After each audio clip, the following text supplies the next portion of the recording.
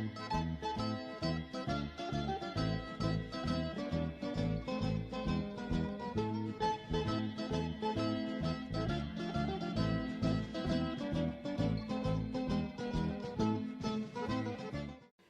everyone, I'm back. And today we're doing shrimp and fennel risotto. And I chose a risotto today because it's one of those dishes that a lot of people think is really complicated and really hard to make at home, and it's just too much work to make. But it really isn't. It's actually a pretty easy dish. Once you've got all your ingredients ready, it comes together in about 20 minutes. And yeah, you need to stir it, but it doesn't require a lot of complicated work while you're cooking it. Just, some ladling some broth and stirring it. And it's something that you can make while your guests are there. There are two little things to remember. One, risotto needs to be served right when it's finished. If you let it sit around, it's going to get gummy, it's going to get sort of congealed, and the texture isn't going to be there. So you want to cook it right when it's finished. I'm sorry, you want to serve it right when it's finished. The other thing is that you want to have all your ingredients ready to go and chopped up. And if you do, when your guests are there, you can be cooking it and you can be stirring it and you can be talking, and you're not going to really be distracted from the conversation. So it's a great dish to make at a party, and it's really not that complicated. So let's talk a little bit about the ingredients. And the ingredients for a basic risotto are pretty simple. We're talking rice and stock with some sauteed onion and a little butter. That's your basic risotto. And then a lot of times it's finished with Parmesan cheese and a little bit more butter. The rice we're going to use for our the rice we're going to use for risotto is an Italian short grain rice. Arborio rice is the most common. Here's the box. Here's what it looks like. There's a couple other rices, Valero Nero and some others that are Italian short grain that are really good for risotto as well, but they're a little bit more difficult to find. The Arborio is the easiest to find. You're going to find, it might not be this brand, but you'll find Arborio rice in just about any grocery store, promise. If you go to one and it's not there, try another one. If you go to two, I'll bet you'll find it. If you can't, you can order it online. You can get it at Amazon. And this dish is basically, it's a simple dish. There's only a few ingredients. You've got your rice and your stock, and we'll talk about the stock as we're cooking. You've got shrimp that I've chopped up, and you've got some white wine. You've got some of the diced onion and fennel, and you've got the fennel fronds and some parsley diced up. So that's it. It's actually a pretty easy dish. So let's get started, and I'll talk about more about the dish and the technique as we're going through and cooking it. Okay, so for this dish, the ingredients we've got are 1 cup of the arborio rice. We've got a half a pound of shrimp, peeled and deveined, and I've cut them into thirds. You want them in bite-sized pieces. You don't want to be cutting the shrimp as you're eating the dish. You want to be able to just take a bite of the shrimp and the risotto. So you want to cut them into bite-sized pieces, thirds or half, depending on the size of your shrimp. I've got 1 small onion diced and 1 small fennel bulb diced, about a cup each. If you've got larger onions or fennel bulbs, just cut them in half and use half, that's fine. I've got a 1/4 cup of white wine, and I've got a tablespoon each of fennel fronds and chopped parsley and salt and pepper. And that's it. So, and I've got 3 tablespoons of butter. All right, so we're going to start in our pan, and we're going to melt 2 tablespoons of the butter. We're going to put the other one aside for now. We got this on a medium heat. And the pan you want to use kind of a wide, shallow pan. You don't want to use a saucepan with really high sides, because what you don't want is the risotto filling up the pan, because it's not going to cook evenly, and you'll see why when we talk about the technique and the fact that you're adding just a little bit of stock at a time. So you want a shallower pan like this one. A skillet works great. If you've got a large wide skillet, that's great. The only thing you don't want to use is a high, like something like I've got my stock in here, a high-sided saucepan. This has got a nice flat bottom, and it's going to work perfectly. So we're going to let that butter melt. And when the butter is just starting to get a little foamy, we're going to add our onion and our fennel. And we're going to let that start to soften. You don't need to really cook this all the way through. You just want to let it start to get a little soft because it's going to cook in the dish as we add all the liquid. So we're just going to let that cook for a few minutes, let it get nice and let it get soft. And then we're going to add our rice, and we'll talk about that in a second too. Okay, so the onion's gotten nice and soft here, and the fennel. We're going to season it a little bit. I like to season as I go. A little salt, a little pepper. And now we're going to add the rice, and we're going to toast the rice. And the reason we toast the rice, I actually had to look this up. I know every recipe calls for toasting the rice. I didn't know why. And it turns out that toasting the rice, and we're going to do this just for a minute or two, let it toast in the hot fat, and it kind of cooks the outside a little bit. And what that does is it allows the broth to absorb in a more even manner so that the rice cooks evenly and doesn't get, that the outside doesn't get too mushy before the inside is fully cooked. And don't ask me the science behind it, but that's what it said. So we're going to let this toast just for about a minute. And then we're going to start ladling in our stock a little bit at a time. And I'm using a chicken stock, but what I've done is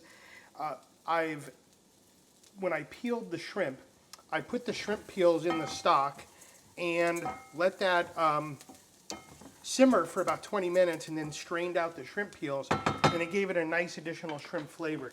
You don't need to do that. You can just use regular chicken stock. You can add maybe a can of clam juice to give it a little flavor, but even just some chicken stock is fine. So now I'm going to ladle in a couple spoonfuls of the hot broth. You want it to be hot, like I said, and we're just going to let that start to simmer. I'm going to turn this down just a little bit. And the ratio for risotto is 4-to-1. So for 1 part risotto, 4 parts stock. So we've got 1 cup of the rice, and I've actually got about 5 or 6 cups of stock here, and the reason is you don't want to run out. And we're going to add our white wine as well. Probably should have added that first and let that simmer, but it works fine just simmering it with the stock. As a matter of fact, sometimes I just add the white wine right to the stock and then just add that in. So we're going to let that simmer. The reason I have a little extra is what I started to say is because I don't want to run out, because you don't want to add cold liquid. You want to keep adding warm liquid to the dish. So I always have a little bit of extra because you never know. And that's the other tricky thing about this, is telling when it's done. It's the only difficult thing is you got to have a sense of taste for when it's done, because it's never going to be about the exact same cooking time. But you'll figure it out pretty easily once you've made it 1 or 2 times and tasted it. Okay, so we're going to let this cook, and let's talk about stock for a little bit. I make homemade stock, and I urge everyone to do it. It's a great thing to do. It's just got so much more flavor than store-bought broth or stock. It's not hard to make. It's the easiest thing in the world. You throw some chicken bones. I like to use just chicken wings. A couple pounds of those in a pot with some celery, onion, parsley, some peppercorns, and water, and you just let it simmer on your stove for a few hours. If you have a slow cooker, you can just set it to simmer overnight.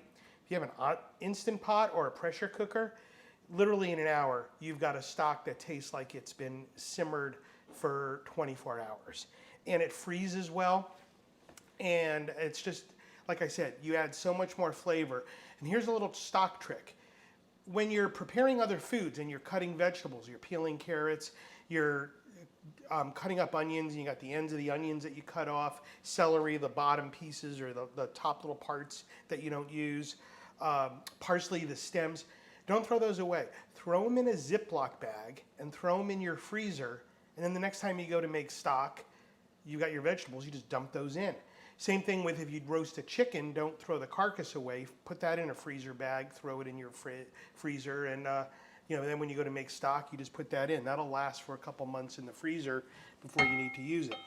So you see, I'm not stirring this constantly. I want to make sure it's not sticking, and as the liquid starts to get absorbed, and there's really not that much liquid left, I'm going to add another ladleful or two. I'll just add one for now. The reason we're adding the liquid a little bit at a time is because as we stir the dish with just a little bit of liquid, the rice grains rub together and release starch from the surface of the rice. And that starch incorporates into the dish and helps make that sort of creamy texture that a good risotto has. So that's why we don't add the liquid all at the same time. And we're just about ready to add a little bit more. So you can see, I'm talking to you guys, I'm explaining all this stuff while I'm cooking this. This is all I'm doing. I'm just adding stock and stirring it. So it's not a complicated process.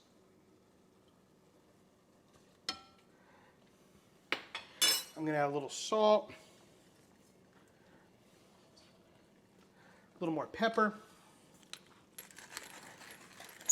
If you think I'm adding, if you think I'm adding a lot of salt, let me explain. When I make my stock, I don't salt the stock because I want it to be as neutral as possible, so that when I'm making a recipe, that's when I can control the seasoning. So this is a totally unsalted stock. So, you know, the risotto, it's an Italian dish. It's kind of funny. One of my best friends, his dad, whenever he would go to a restaurant, would be like, why are you charging me $15 for a plate of rice? It's peasant food. And, you know, he's probably right.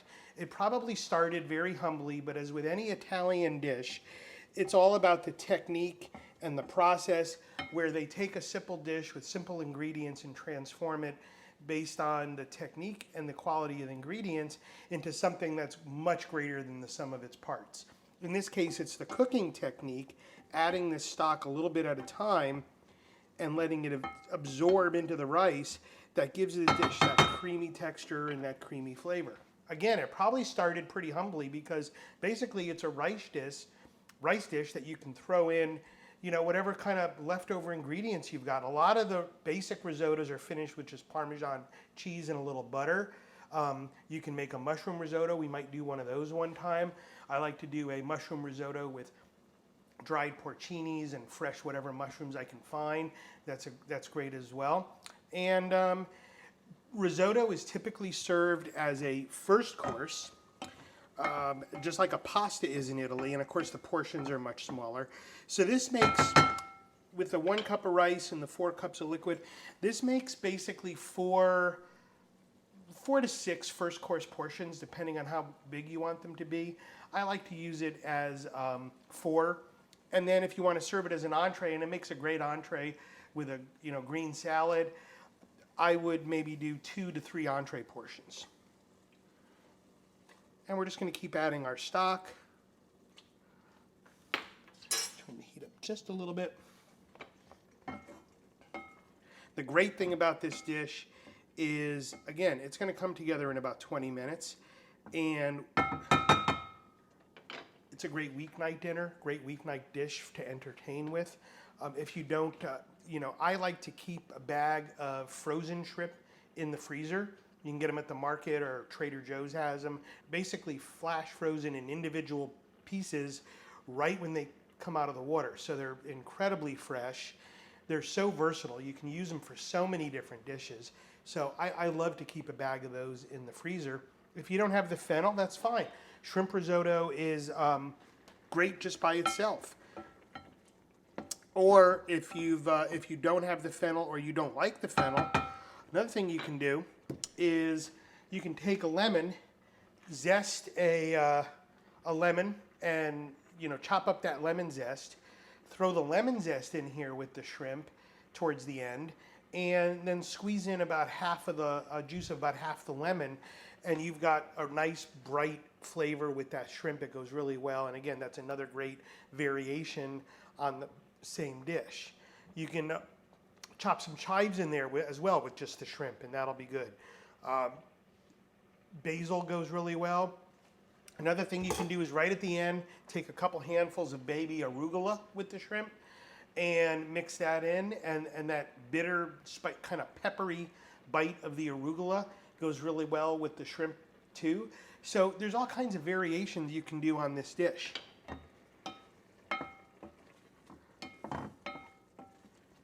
And it's a lot of fun to make. It'll impress your friends because, again, everyone thinks this is a really fancy, hard to make dish, and it's not. So again, we're stirring the dish for two reasons. We want to get that motion to get the rice grains, release some of that starch, and we also just want to make sure it's not sticking to the bottom of the pan. But again, as you can see, I'm not stirring constantly. It's not something that you got to be just standing there, stir, stir, stir, stir, stir, kind of like polenta, which, you know, you have to stir it a little bit more, and we'll do a polenta one of these days. But yeah, it's not just a constant stirring. We've got some fun episodes coming up. A lot of people have asked me, what are you going to be doing next? I've got all kinds of things, you know, now that it's cooling down. Do some stews or braises. Those are always nice.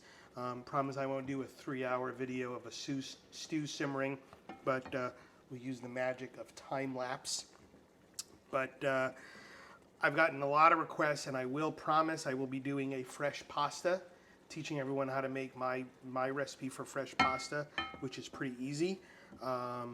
And then what to do with the fresh pasta, whether we cut it into like linguine or fettuccine, or if we make a stuffed pasta with it, like a ravioli, or we'll do maybe a ravioli or a tortellini, maybe do both, you know, in different episodes.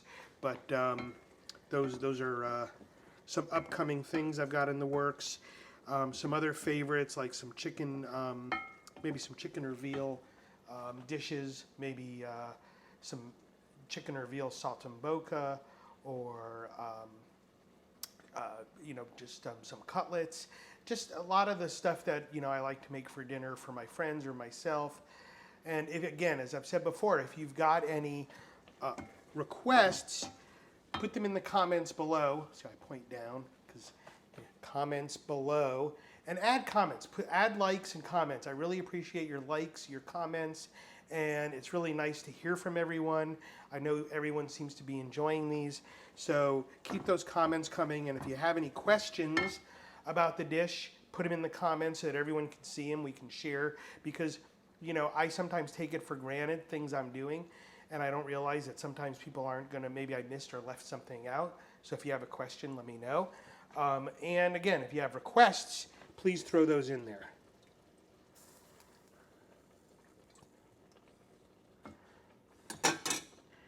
So what we're going to do is we're going to keep stirring this, and we're going to taste it in about a minute. I think I've gotten, it's probably got another few minutes to go.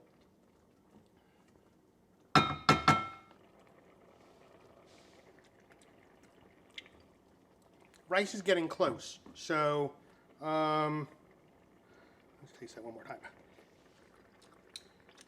Now, still a little chalky.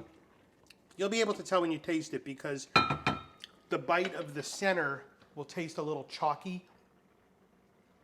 It's the best way to describe it. It's still kind of hard. And you want this to be just to get rid of that sort of hard bite in the center, that chalky taste. And again, the first time you make it, as you get past the 15-minute mark, taste it every couple of minutes. You're not going to use all the broth necessarily, so you know, you'll start to taste the change in it if you taste it every couple of minutes.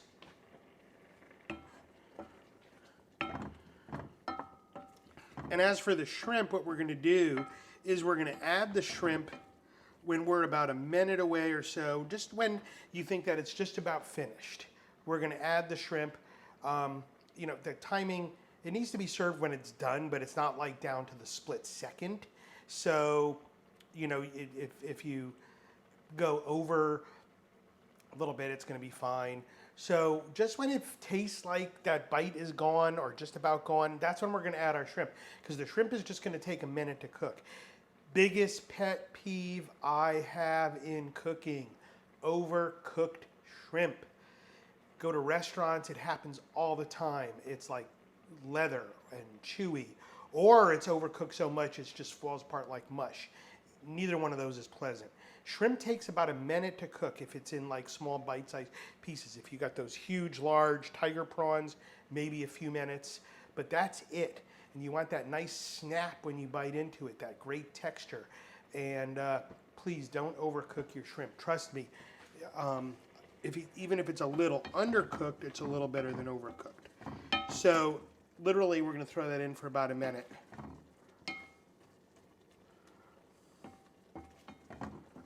You can see how quickly this is coming together. When you serve it, you want it a little bit liquidy. You want it a little loose. You don't want it to you don't want it to form on the plate like if you have Chinese rice and you scoop it out and you can put it in a container and scoop it out and it'll hold that shape. You want this to spread when you serve it. You don't, so a little bit of liquid.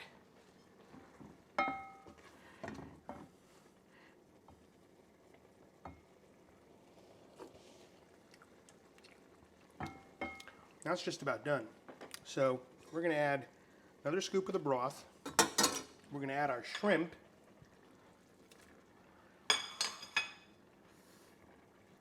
We're going to stir those in. See that shrimp is turning pink already?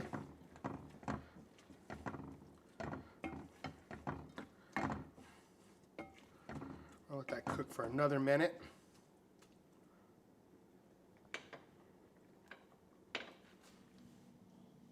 Seasoning tasted good to me. It tasted, there's enough salt and pepper, so I'm not going to add any more at this point.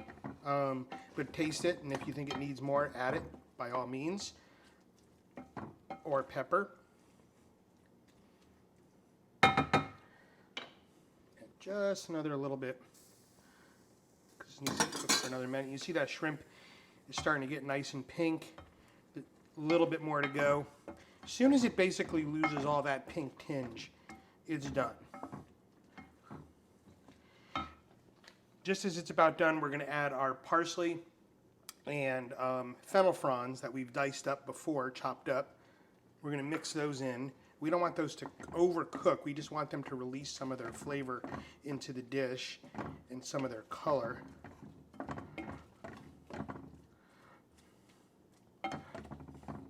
Let's taste a piece of that shrimp.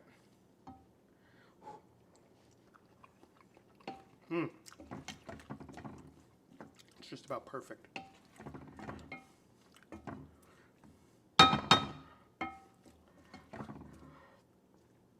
That's it. This risotto's done. Let me taste the rice again one more time to make sure. Yeah, that's done. We're going to take it off the heat. We're going to take our last tablespoon of butter. We're just going to stir that in. Let it melt. That gives it a little bit of a creamy consistency. See how creamy this is? Look at the liquid. You've got this beautiful, nice creaminess to it. See, that wasn't hard at all. As soon as that butter's all melted, we're just going to plate it up.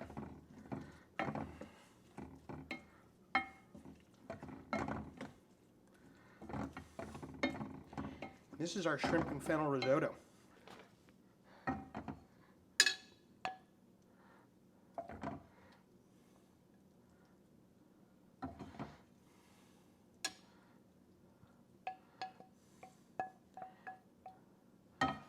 We're going to take a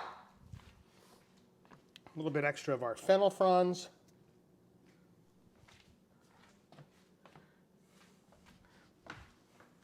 Let's clean up that plate before we serve it. We want it to look nice for our guests. Italians like their casual, their white wine. So let's take a look at this. You got that beautiful risotto. That shrimp is just perfectly cooked. And that's pretty much it. Let's give it a taste.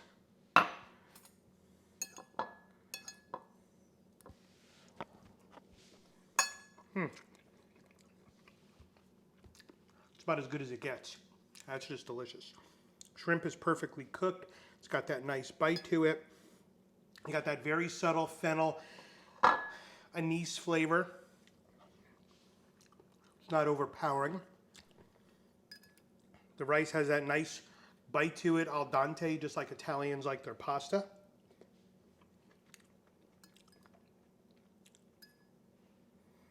And it's just, it's a great dish. That would be about a first course portion size, maybe a little bit less. I mean, this is a great dinner. Nice tart green salad, maybe with some radishes, something bitter. to offset the richness of this. And tell you, it's about as good as it gets. So I hope, and a little wine with it. I hope you saw that making risotto is not that difficult. Yeah, it's got some, you got to pay attention to it, but it's just adding the stock a little bit at a time and stirring it. That's pretty much it.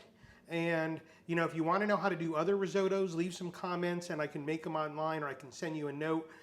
If you want to do mushrooms, we can do a mushroom risotto. But I thought this was a fun one because it's an elegant first course if you're having a dinner party. And like I said, it makes a great entree if you're just cooking for your family or yourself, or, you know, your significant other or friend. You can do this during the week. Like I said, you got the stock that's frozen or store-bought. You got the shrimp in the freezer that you can just thaw out and keep the rice, and have an onion, or, you know, you should have a rice and onion around. And you can throw this together on a weeknight and bottle of wine, and like I said, a salad, and you've got yourself a great weeknight elegant dinner. So thanks everyone. Appreciate, got a lot more fun stuff coming up. So hope to see you all. Thanks again for all the comments. Please leave more comments, and look forward to cooking some more great things from you. And for now, I'm going to sign off and finish what is my lunch. So have a great day, everyone. Bye.